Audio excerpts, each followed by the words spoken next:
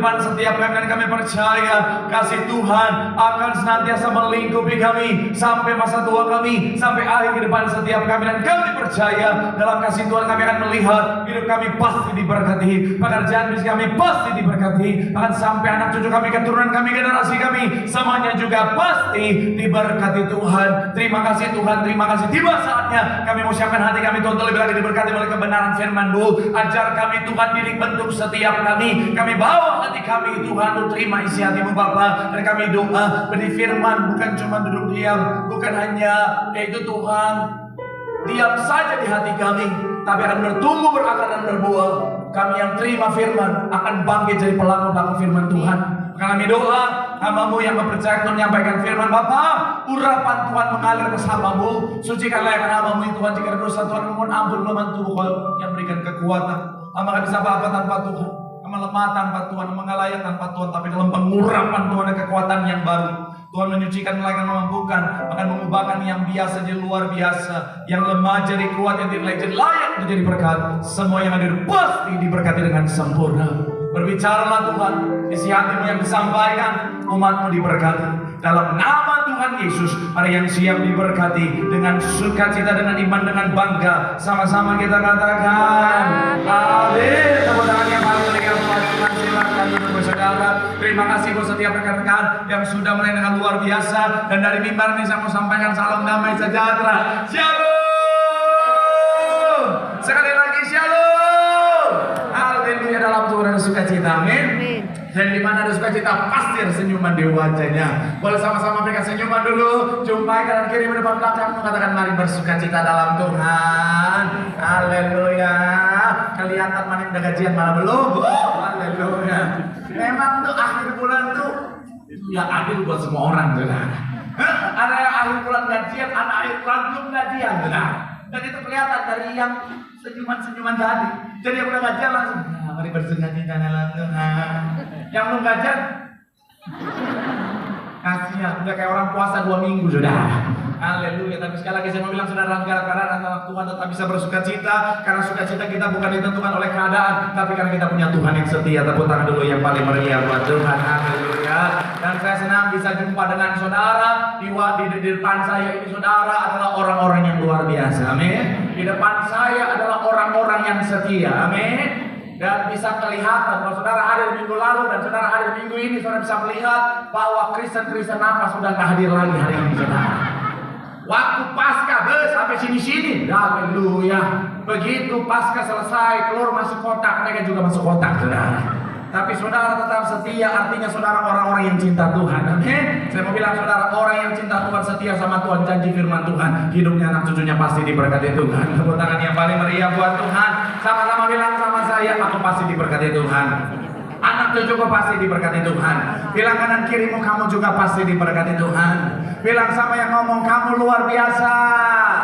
Bilang sama yang ngomong, semangat. Tepuk tangan sekali lagi yang paling meriah buat Tuhan. Haleluya. Yuk, kita akan baca Alkitab kita, saudara. Saya ajak saudara untuk sama-sama kita buka Alkitab kita, yaitu dalam Matius 27, 45 sampai 50. Matius pasalnya yang ke-27, saudara, kita akan baca, saudara, 45 sampai 50, saudara. Kita akan lihat sama-sama dan akan dibacakan oleh Ken Labubu.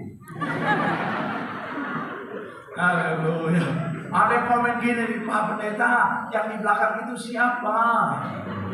Mirip Hyun Bin, katanya. Ada Pak Pendeta siapa? Yang di belakang Hyun Bin, yang depan Kim Jong Un. Yang ketawa bertobat. Ken 45 sampai 50. Silakan Ken. Banyak di jam 12, 8 mengikuti seluruh daerah itu sampai jam 3. Kira-kira jam 3, berserulah Yesus dengan suara yang nyaring. Eli, Eli, lama sabachthani. Artinya, Allahku, Allahku, mengapa engkau meninggalkan aku? Mendengar hal itu, beberapa orang yang berdiri di situ berkata, ia memanggil Elia.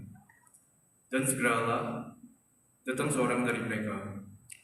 Ia mengambil bunga karang, mencelupkannya ke dalam anggur asam, lalu mencucukkannya pada sebatang bulu dan memberi Yesus minum. Tetapi orang-orang lain berkata, jangan, baiklah kita lihat, apakah Elia datang untuk menyelamatkan dia.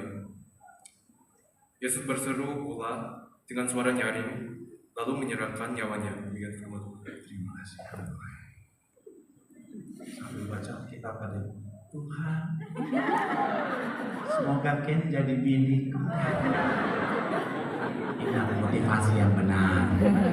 Sama-sama kita baca 50 sekali lagi saudara. Ayatnya yang ke-50 sama-sama kita baca. 3, iya. Yesus berseru pula apa? Dengan suara nyaring, lalu apa? Menyerahkan nyawanya. Nah, saudara, minggu lalu kita baru merayakan yang namanya Jumat Agung. Minggu lalu kita baru merayakan yang namanya Paskah. Jumat Agung bicara tentang kematian Tuhan, Paskah bicara tentang kebangkitan Tuhan. Saudara, ada banyak orang meresponi bicara tentang Jumat Agung dengan kesedihan. Ada banyak orang bicara tentang meresponi Jumat Agung, mereka datang dengan pakaian hitam-hitam, saudara, persis debt collector lagi mau bertugas, saudara. Iya, dan yang nggak apa-apa, saudara. Ada orang meresponi kebangkitan Tuhan dengan apa? Sukacita yang luar biasa. Makanya datang ke gereja dengan baju yang berwarna-warni persis kayak bunga di taman, saudara. Rayakan Yesus, rayakan. Haleluya. Saya mau bilang sekali lagi, saudara. Oke, saudara, nggak apa-apa untuk itu, saudara. Tapi begini, saudara, apakah meresponi cuman pada saat itu? Saya mau bilang, saudara, tidak. Kenapa? Karena bicara tentang Jumat Agung, bicara tentang Paskah, bicara tentang karya keselamatan. Sama-sama bilang sama saya, karya keselamatan. Amin. Dan karya keselamatan ini, saudara, harus terus kita responi, harus terus kita kerjakan. Sampai kapan? Sampai keselamatan itu menjadi bagian setiap kita. Artinya apa? Setiap hari dalam kehidupan setiap kita harus kita responi karya keselamatan ini, saudara, dengan cara yang benar. Sayang, ada banyak orang Kristen, mereka akhirnya apa? Meresponi salah. Padahal respon ini penting. Sama-sama bilang sama saya, respon itu penting. Amin. Kenapa? Karena apa yang akan kita terima tergantung dari respon kita. Makanya hari ini bicara tentang konsep karya keselamatan. Saya akan ajak saudara sama-sama kita membahas satu judul, yaitu bicara tentang meresponi karya keselamatan. Sama-sama bilang sama saya, meresponi. Sama-sama bilang sama saya, karya keselamatan. Amin. Doa saya melalui firman Tuhan hari ini, saudara tahu bagaimana meresponi karya keselamatan Tuhan, sehingga apa yang Tuhan sediakan menjadi bagian setiap kita. Tepuk tangan yang paling meriah sekali lagi buat Tuhan. Haleluya. So, bagaimana seharusnya kita meresponi karya keselamatan yang Tuhan sudah kerjakan bagi setiap kita? Yang pertama, saya mencatat dengan menghargai karya keselamatan. Sama-sama bilang sama saya, menghargai karya keselamatan. Sama-sama bilang sama saya, menghargai. Amin. Kita buka 1 Petrus 2 ayat yang ke-24. 1 Petrus 2 ayatnya yang ke-24. Sama-sama yang sudah di sana boleh bilang, aku diberkati. 3, iya. Iya. Di atas kayu salib. Supaya apa? Hidup untuk apa? Oleh. Sekali lagi saudara, 3, ya, ia sendiri telah memikul dosa kita di dalam tubuhnya di kayu salib, supaya apa? Kita yang telah hidup untuk tahan sampai di sana. Saya mau bilang saudara, apa yang Tuhan kerjakan memikul dosa kita di dalam tubuhnya di kayu salib, sama-sama bilang sama saya, karya keselamatan. Ayatnya tetap boleh munculkan di multimedia, dan respon kita supaya kita yang telah mati terhadap dosa dikatakan apa? Hidup untuk, sama-sama bilang sama saya, hidup untuk kebenaran. Sama-sama bilang sama saya, hidup dalam kebenaran. Amin. Jadi sekali lagi saya mau bilang saudara, respon yang benar adalah kita menghargai. Bagaimana kita menghargai apa yang Tuhan kerjakan? Karya keselamatannya adalah dengan hidup dalam kebenaran. Bukan berarti ketika Tuhan sudah mati bagi setiap kita, kita bisa hidup seenaknya saja. Bukan berarti karena Tuhan sudah mengerjakan karya keselamatan, kemudian kita akhirnya bisa hidup dalam dosa. Saya mau bilang sekali lagi saudara, kita harus menghargai apa yang Tuhan kerjakan dengan hidup dalam kebenaran. Karena apa yang Tuhan kerjakan, darahnya yang tercurah bagi setiap kita adalah darah yang mahal. Sama-sama bilang sama saya, mahal harganya. Amin. Dan saya percaya saudara bisa mengerti bahwa apa? Kita kalau mau realistis, cara kita memperlakukan sesuatu yang mahal dan yang murah berbeda. Betul ya? Betul kan? Kalau misalnya handphone mahal dan handphone murah, saya percaya kita sering cenderung untuk apa? Memperlakukannya berbeda. Kalau handphone mahal, diangkat. Taruh di meja pelan-pelan, pakai tisu lagi, alas lagi, dikit-dikit ya. Nah, dikit-dikit lagi. Coba kalau handphone murah, ada Yesus. Yang pria-pria ini banyak anak muda. Shalom anak muda. Shalom bapak-bapak. Saya percaya bapak-bapak kalau punya mobil mewah, pasti perlakuannya berbeda dengan yang mobil murah, betul ya? Bapak-bapak kalau mobilnya mahal yang Maserati, Ferrari, Bugatti, perlakuannya pasti beda dengan mobil yang carry, apalagi yang carry pick up. Iya kan? Kalau carry pick up mau panas, mau apa, hujan diserempet, nggak apa-apa. Coba kalau masuk Maserati, dikit-dikit masuk salon, dikit-dikit poles, dikit-dikit, segala macam. Padahal istrinya nggak pernah dia bawa ke salon, saudara. Anak muda laki-laki pasti suka motor, betul ya? Saudara mau suka touring atau tidak? Saya percaya banyak suka motor. Dan kita dalam memperlakukan motor juga kadang-kadang berbeda. Coba kalau misalnya motor Kawasaki 1000 RRRRR, Kawasaki Ninja 1000 cc RRRR dibandingkan dengan Supra ter. Sama-sama tapi seringkali perlakuan berbeda, betul ya? Kalau Kawasaki Ninja 1000 RRRR, taruhnya kadang-kadang di garasi, di ruang tamu. Di ruang tamu memang tiap hari dia lap. Bahkan bangun pagi, bukan cari siapa, cari makan, enggak, cari motor. Sampai motornya, wah sebelum sikat ini, lupa. Darah Yesus. Coba kalau Supra getar, apalagi udah nggak ada bodi depan, udah nggak ada bodi samping, sisa rangka lagi saudara. Tolong jangan ketawain, Supra getar adalah bagian penting dalam perjalanan kehidupan saya. Dulu saya WL Salim ini suara saya bervibra, bukan karena saya latihan, tapi gara-gara Supra.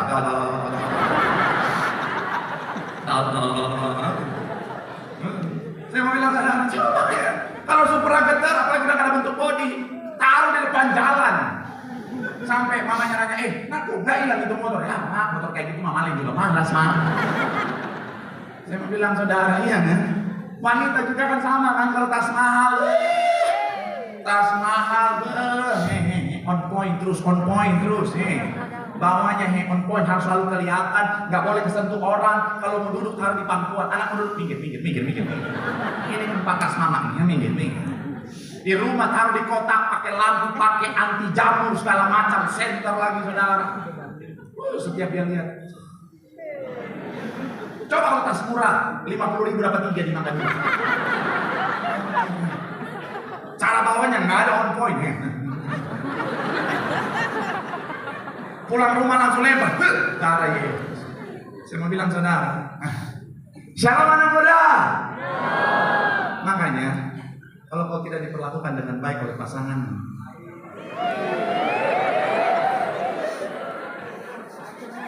nah ini ada yang mau ngerekam, oke saya kasih kesempatan ya, oke. Iya, silakan. Kemarin di TikTok ada yang komen gini, kalau ibadah di saat ini kayaknya harus kamera on point terus deh. Sekali lagi ya, saya mau bilang ya, kalau kau tidak diperlakukan baik oleh pasanganmu, artinya kau tidak berharga di matanya. Dan saya mau bilang ya, jangan pernah menikahi orang yang tidak menghargai.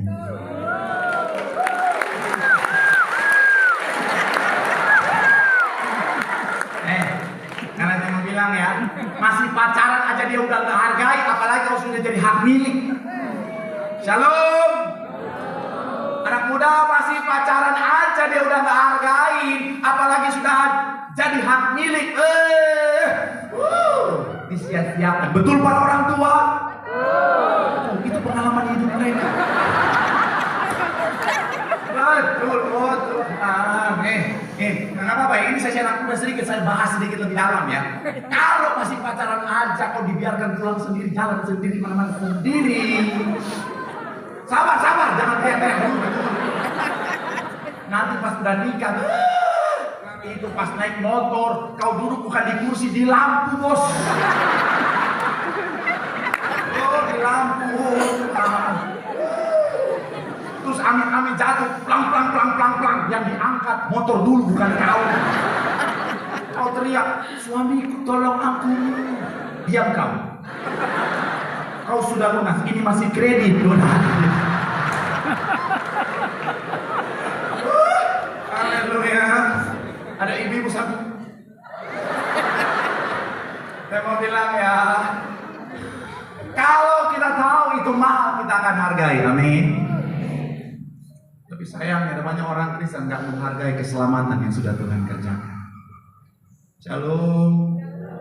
Ada banyak orang Kristen, saya nggak tahu. Dia tahu harusnya itu mahal.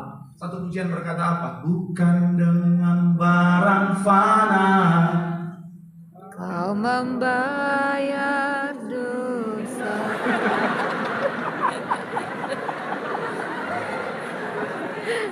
Belum apa-apa udah terjadi perpecahan di antara saudara.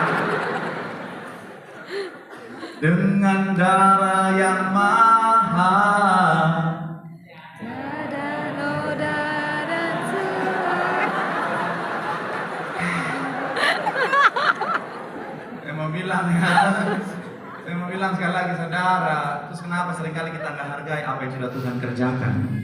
Ada banyak orang yang, saya mau bilang maaf saudara, dia hidup nggak benar, hidupnya nggak dalam kebenaran. Saya mau bilang sekali lagi saudara, kalau kita menghargai karya keselamatan Tuhan, kita akan hidup dalam kebenaran. Katakan amin.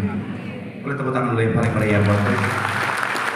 Makanya saya mencatat di sini saudara, Billy Graham bilang begini saudara, keselamatan adalah karunia gratis dari Allah, tetapi mempertahankannya membutuhkan komitmen seumur hidup. Sekali lagi, keselamatan adalah karunia gratis dari Allah, tetapi mempertahankannya membutuhkan komitmen seumur hidup. Mother Teresa bilang begini saudara, jaga tubuh dan jiwamu, karena keduanya adalah bait Allah. Keselamatan adalah anugerah yang harus dihormati dengan tindakan. Sama-sama bilang sama saya dihormati. Dihormati. Sama-sama bilang sama saya dihargai. Dihargai. Dan saya mau bilang saudara, tindakan kita harusnya mencerminkan penghargaan kita dengan apa yang Tuhan kerjakan. Jadi makanya kalau saudara ingat Gembala Sidang selalu bilang apa? Jaga pikiran, jaga perkataan, jaga perbuatan. Hidup dalam kebenaran itu bukti kita menghargai apa yang Tuhan kerjakan. Saya mau bilang saudara, jangan seenaknya, jangan hidup seenaknya. Kenapa? Karena respon yang salah bisa membuat kita kehilangan apa yang sudah Tuhan sediakan. Apalagi anak muda, saya mau bilang hati-hati. Semakin kita tahu, semakin kita kenal kasih Tuhan, pengorbanan Tuhan, semakin kita akan jaga hidup kita. Katakan amin.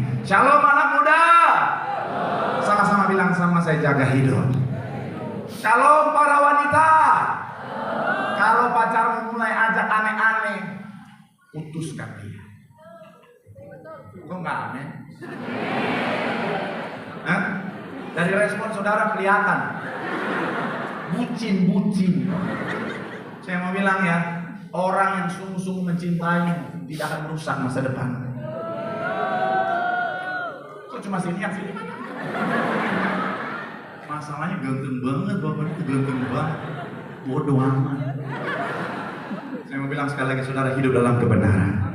Bilang sama kanan kirimu, hargai pengorbanan Tuhan dengan hidup dalam kebenaran. Tepuk tangan yang paling meriah buat Tuhan. Haleluya. Yang kedua, saudara, bagaimana seharusnya kita meresponi karya keselamatan? Yang kedua, memberitakan kabar baik tentang karya keselamatan. Sama-sama bilang sama saya, memberitakan kabar baik. Sama-sama bilang sama saya tentang karya keselamatan. Sama-sama bilang sama saya, memberitakan. Yohanes 3:16, sama-sama kita baca. 3, iya, karena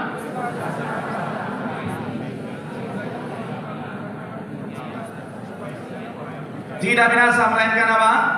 Saya mau bilang saudara, bicara tentang kasih Tuhan, karya keselamatan Tuhan bukan cuma untuk golongan tertentu saja, tapi untuk seluruh dunia. Sama-sama bilang sama saya, untuk seluruh dunia. Sama-sama bilang sama saya, untuk semua orang.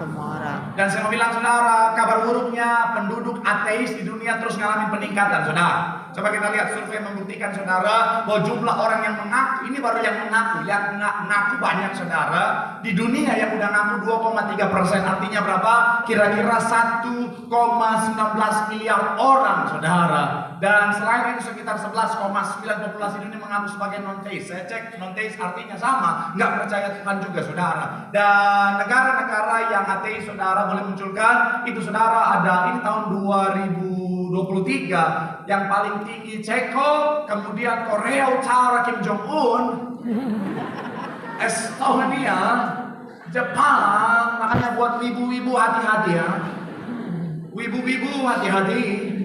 60% arigatou gozaimashita. Negara tetangga kita Hong Kong 54,7%. Indonesia yang memang ada ateisnya saudara, tapi puji Tuhan walaupun Indonesia ada ateisnya, Indonesia tetap masuk sebagai negara nomor 1. Haleluya. Indonesia dan Filipina, apalagi Indonesia masuk nomor 1 negara paling percaya Tuhan di dunia. Tepuk tangan dulu buat Indonesia. Haleluya. Dan kabar menggembirakan juga, Indonesia nomor 1.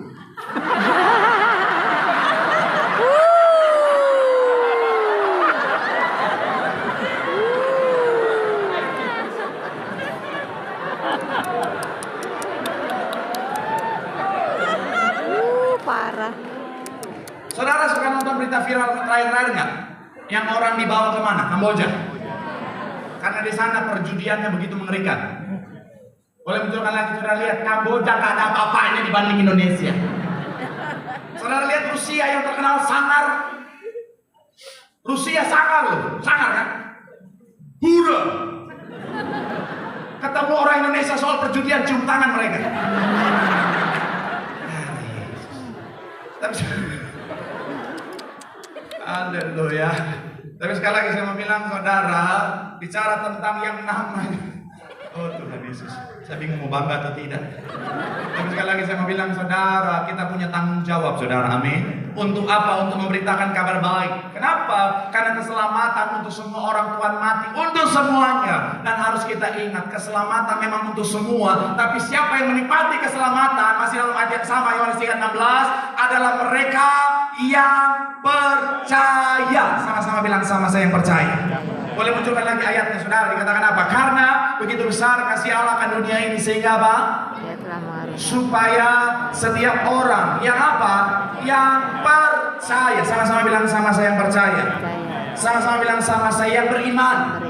Amin. Jadi saya mau bilang, saudara, orang-orang yang percaya, orang-orang yang beriman akan menerima kerajaan surga. Makanya pastikan kita harus jadi orang yang beriman. Sama-sama bilang, sama saya jadi orang yang beriman.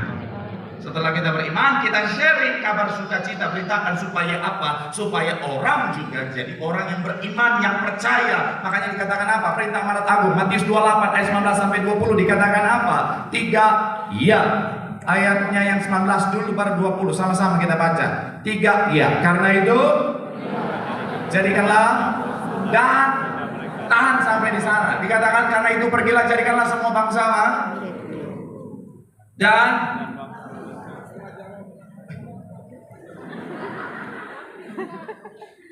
kayaknya orang multimedia lagi semangat 45. Karena itu pergilah, jadikanlah semua bangsa murid dan baptislah mereka dalam nama Bapa. Tahan dulu sampai di sana.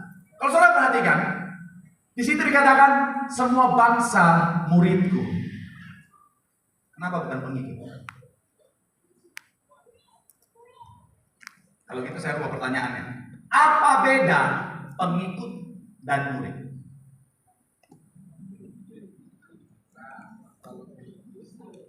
Tadi di Nias ada bilang beda Pak, ya beda.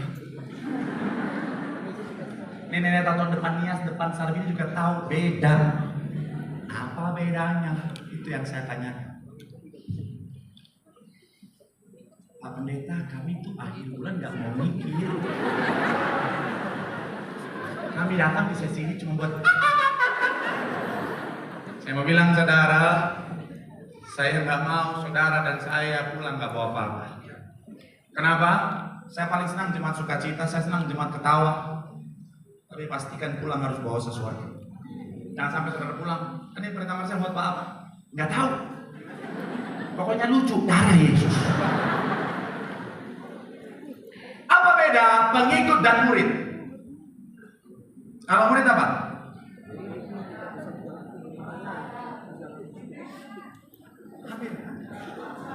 Yes, 2 juta rupiah. Minta sama Asar, jangan sama saya. Saya mau bilang ya, ikut hanya pengikut saja, tapi kalau murid harus belajar, saudara. Kenapa? Karena seperti yang saya bilang tadi, saudara, kita harus punya iman, saudara. Dan iman timbul dari apa? Pendengaran. Pendengaran. Apakah cuma didengar saja? Enggak, tetapi harus direnungkan. Supaya apa? Supaya ketika kita merenungkan, iman tadi boleh munculkan lagi urutannya, boleh jadi keselamatan berkat pemulihan jasad. Iman harus kita mengerti atau kita pahami. Sama-sama bilang, sama saya mengerti. Sama-sama bilang, sama saya pahami. Jadi ketika kita dengar firman, kita renungkan, kita mengerti, kita paham, maka saat itulah akan tercipta yang namanya iman yang benar. Iman yang benar menghasilkan tadi, saudara, berkat pemulihan, mujizat, keselamatan, dan lain sebagainya. Makanya penting untuk apa? Sama-sama bilang, sama saya memiliki pengertian yang benar. Amin. Gak apa-apa kita belajar sedikit teologi, saudara, ya. Karena kita harus mengajar, menjadikan orang murid. Karena kalau saudara mau jadikan orang murid, mau ngajar, tapi kalau nggak pernah belajar, apa yang mau diajar? Nangkap mas saya jadi dosen itu bertahun-tahun belajar dulu sudah, baru saya mulai jadi ngajar, jadi orang yang ngajar. Kalau saya nggak pernah belajar, apa yang saya mau ajarkan? Shalom. Saya mau bilang sekali lagi saudara, balik lagi. Iman timbul dari pendengaran firman yang dimengerti. Kenapa? Tanpa pengertian yang benar tidak ada iman yang benar. Ingat Tuhan Yesus pulang kampung kemana? Maus. Kristen kasih ini. Tuhan Yesus pulang kampung kemana? Nazaret. Nazaret. Di Nazaret ada banyak orang nggak terima mujizat. Kenapa? Nggak percaya. Apa karena kuasa Tuhan hilang? Tidak. Terus kenapa mereka nggak terima mujizat? Nggak percaya. Karena tidak ada. Shalom. Karena tidak ada Pengajaran. iman. Kenapa mereka nggak punya iman? Hah? Karena tidak ada. Yes, karena pemahamannya salah. Dalam pemahaman mereka, dia kan bukan Mesias, dia kan bukan Tuhan, dia anak tukang kayu namanya Ucio. Bapaknya Tuhan itu siapa? Nama panggilan sayang-sayangnya?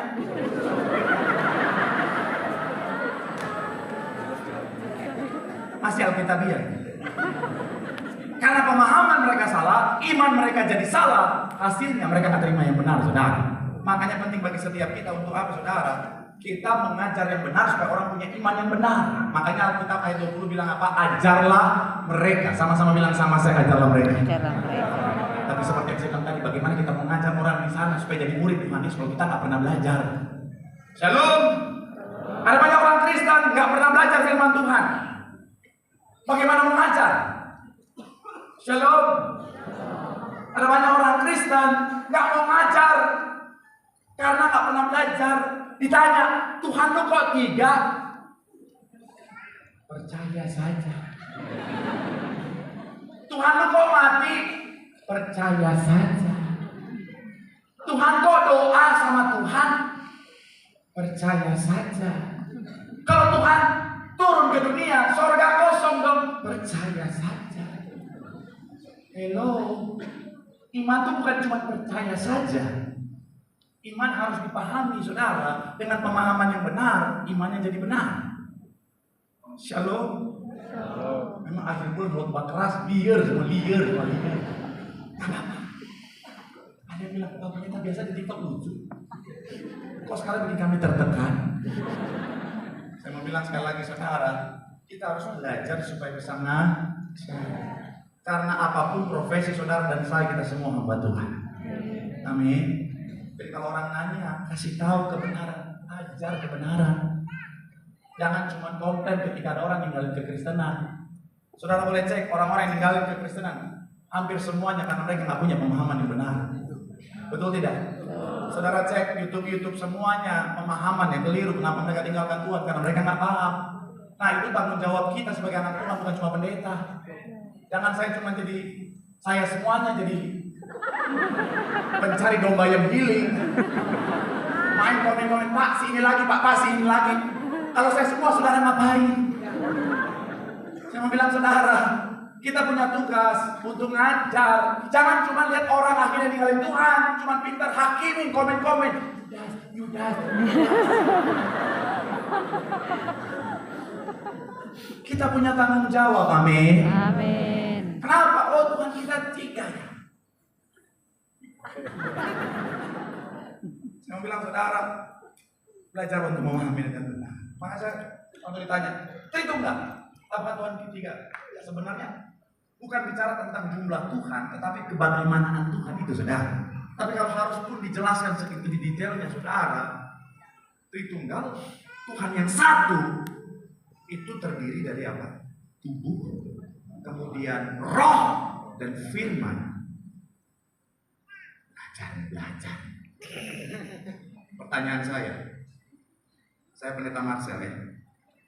Saya punya tubuh, saya punya roh yang nantinya akan Tuhan bawa ke surga ketika waktunya. Sudah bisa melihat mana saya, mana roh saya ya. Sudah bisa bedain ya. Tapi apakah karena saya punya roh saya jadi dua? Tidak. Selanjutnya, saya yang punya roh ini juga punya perkataan. Kalau saya ngomong hina orang, yang ditangkap apakah cuma bibir saya? Oh, enggak kan? Saya dibawa seutuh-utuhnya ini, ya kan? Kenapa? Karena saya dan perkataan saya adalah. Jadi saya mau bilang saudara, saya satu, tapi saya yang satu ini ada roh, ada perkataan. Nangkap sampai di sini? Nangkap. Jadi jangan lagi kayak air, kayak matahari, kayak pulpen, nggak usah aneh-aneh. Firman Tuhan bilang analogi yang paling tepat adalah kita, karena kita diciptakan serupa segambar seperti Allah. Oh, artinya kita sementara menyamakan Tuhan dengan kita dan manusia, bukan. Kita nggak menyamakan Tuhan dengan manusia, tapi Tuhan dalam penciptaannya yang menyamakan kita dengan dirinya yang mulia. Amin. Amin. Pertanyaan selanjutnya, kalau Tuhan turun, kalau Tuhan, dia Tuhan, kenapa meninggoy? Tuhan kok meninggoy? Shalom. Saya mau bilang saudara, Tuhan Yesus 100% manusia, dia 100% Tuhan. Allah.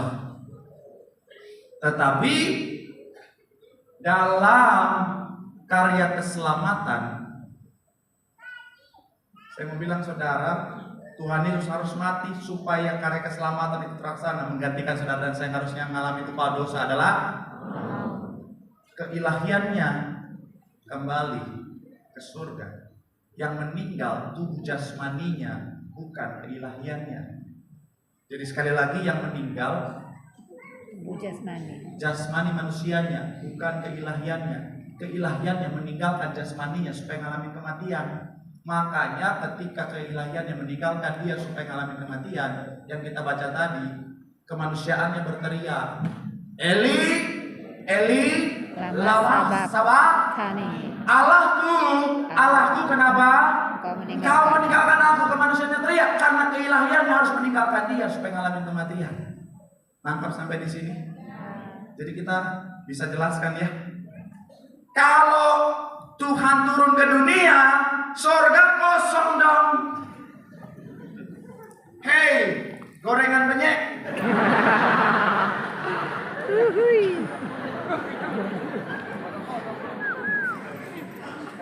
When we call him God, ketika kita panggil dia Tuhan, kita sementara declare omnipotennya Tuhan, kemahakuasaan Tuhan.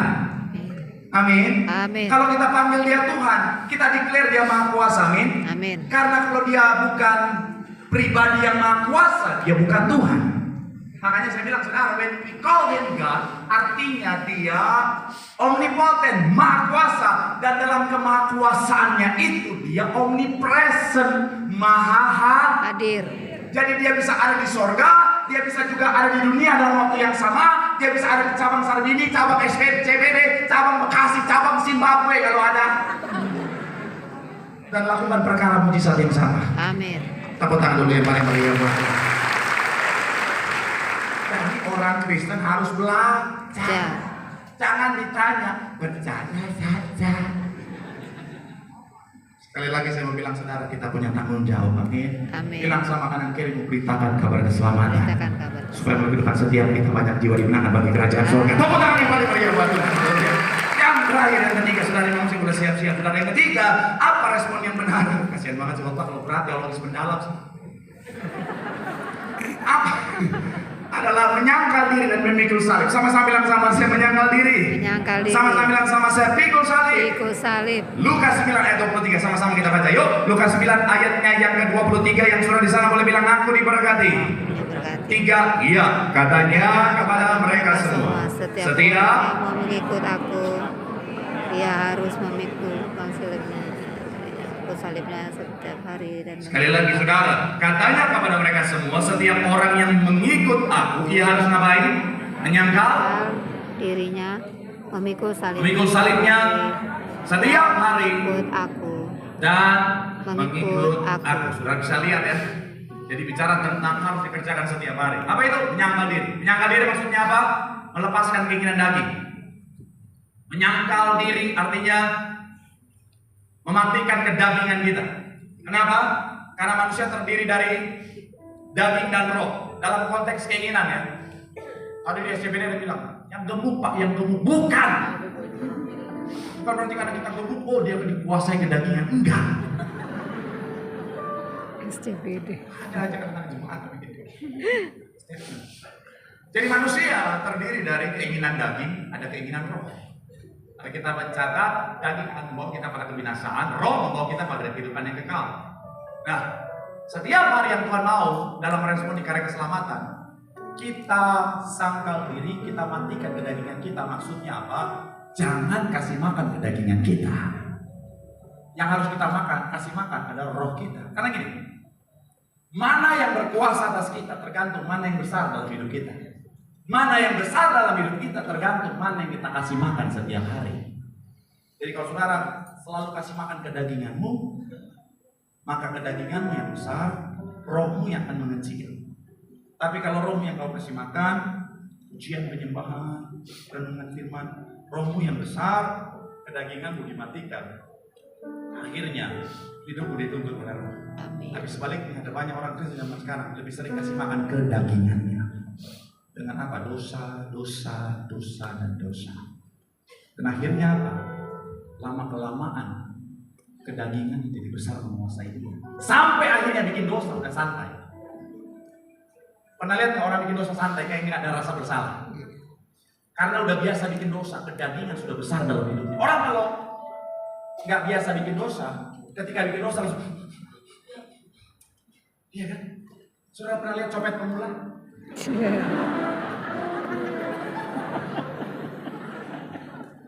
Copet pemula kalau habis nyopet langsung.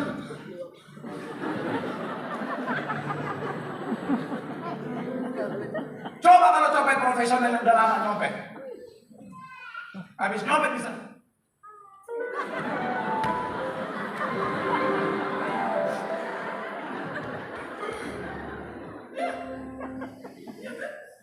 Suami kalau jarang bikin dosa, Bu. Shalom ibu-ibu. Shalom. Suami kalau jarang bikin dosa, Bu, itu pulang rumah kelihatan. Ketika dia bikin dosa pulang rumah, Papa dari mana? Gak apa-apa.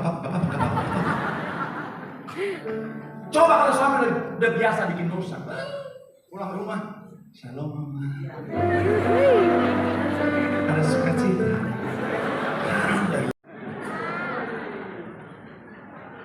Pernah lihat pelakor yang udah bawa kabur laki orang, tapi ketika diwawancara merasa nggak bersalah.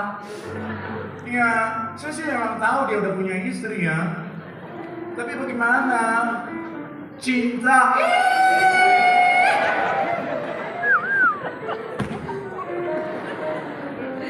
Ada seorang istri nangis. Sorry ya. Yang penting transferan gue langsung. Iya kan? Karena kedagingan yang sering dikasih makan saudara. Nah, sekarang saya mau bilang saudara hati-hati. Sangkal diri artinya matikan kedagingan. Jangan kasih makan kedagingan saudara. Kasih makan rohmu supaya rohmu menguasai diri. Sama-sama bilang sama saya sangkal diri. Sama-sama bilang sama saya matikan kedagingan. Matikan kedagingan. Dan kemudian bicara tentang apa? Memikul salib. Saya mencatat di sini saudara. Jadi orang Kristen ada berkat yang Tuhan siapkan. Jadi orang Kristen ada perlindungan yang Tuhan sediakan, ada pemeliharaan yang Tuhan sediakan, tapi ada salib yang juga Tuhan sediakan. Jadi orang Kristen jangan mau enaknya aja. Iya kan? Orang Kristen tuh gak gampang.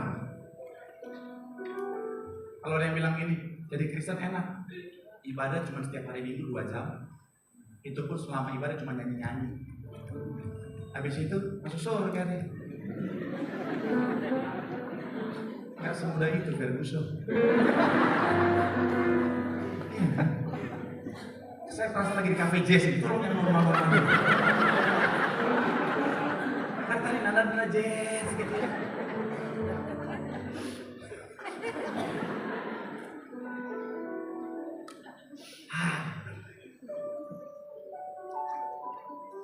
Jadi orang Kristen tuh harus ngampuni,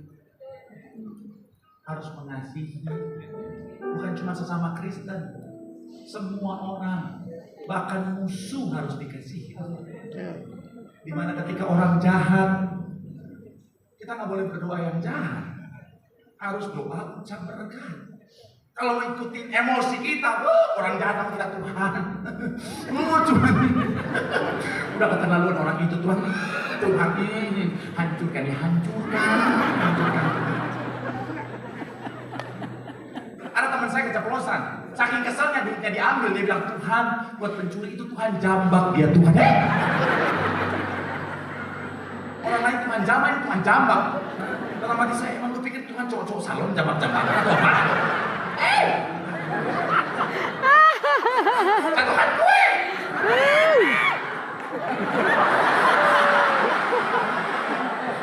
Tolong kalau ketawa tuh sinkron, jangan ketinggalan.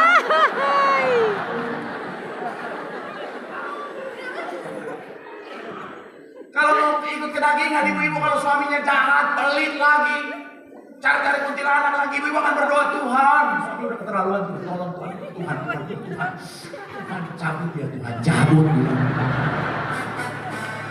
Suaminya di terima kasih Tuhan.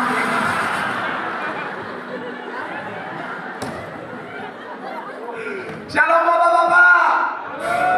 Pak, kalau kau istrimu tersenyum tadi Pak, waspada Pak.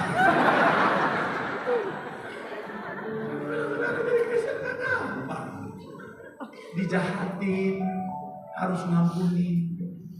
Bahkan kita harus ucap berkat buat orang yang aniaya kita dan bilang Tuhan ampuni mereka. Jadi Kristen gak gampang. Diserempet orang, mesti sabar. Buka jendela. Kayaknya ini Kristen di gereja sama Kristen di luar beda. Ada tim saya baru nih. Dia bilang, ini ada traffic. Salah. Kristen mah di gereja, di sini mah Kristen. Nyobain pendeta. Gua baptis lagi lu. Iya kan? Tapi saya mau bilang sekali lagi, saudara, itu salib yang harus kita pikul. Dan saya suka satu kalimat saudara. Kita lihat dulu saudara. Thomas Kempis dia bilang begini saudara. Yesus memiliki banyak pengikut yang menginginkan berkatnya, tapi sedikit yang bersedia memikul salibnya. Charles Spurgeon dia bilang begini saudara, sangat keras. Salib bukan hanya beban yang harus kita pikul, tapi juga alat yang dipakai Tuhan untuk memahat kita menjadi serupa segambar seperti Kristus. Jadi kenapa Tuhan izinkan kita pikul salib? Masalah, tantangan, persoalan, harus ngampuni, harus mengasihi sekalipun dianiaya. Maka Tuhan bilang pada hari-hari terakhir ada banyak orang menganiaya anak Tuhan dan berpikir mereka sedang melakukan kebenaran. Yohanes 16 ayat 2 bilang begini, kita akan dikucilkan, bahkan datang saatnya bahwa apa? Dan akan menyangka bahwa apa? Dan mereka nggak mengenal Allah yang benar. Tapi sekali lagi saya mau bilang, saudara, pikul aja dengan setia sekalipun sakit, karena itu akan membentuk karakter kita. Makanya Roma 8 ayat 28, Allah turut bekerja dalam segala sesuatu untuk mendatangkan kebaikan bagi mereka yang ayat 29. Tujuan utama Tuhan adalah apa? Ayat 29, sebab semua orang yang dipilihnya dari semula, mereka juga ditentukan dari semula untuk menjadi apa? Serupa dengan gambaran. Sama-sama bilang sama saya, memiliki karakter Kristus. Saya akan tutup dengan satu video singkat saudara, 1 menit saja tentang memikul salib. Silakan.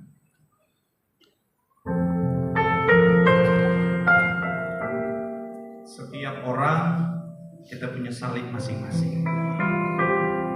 Berat, menyiksa, dan tentunya membebani. Tapi Tuhan mau kita pikul. Tapi namanya manusia kadang-kadang ketika berat pikul salib, banyak orang bilang Tuhan ini terlalu berat, boleh nggak potong dikit aja? Tuhan pun ngomong kita langsung potong aja. Wah enak udah banget sih. Tapi namanya manusia nggak pernah puas. Baru pikul lagi, ya tanya lagi Tuhan, potong dikit lagi ya, supaya enak pikulnya. bilang iya, dia potong langsung.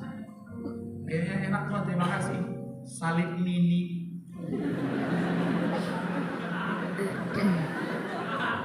Tapi ketika waktunya, dia nggak bisa lewat sampai akhir. Karena salib adalah pembentukan karakter untuk kita menerima keselamatan yang Tuhan sediakan. Endingnya, dia menyesal. Makanya Tuhan bilang, kalau mau ikut aku, sangkal diri, pikul salib. Mungkin berat, tapi berbahagialah. Karena orang yang bertahan dalam pencobaan, karena mau tetap hidup.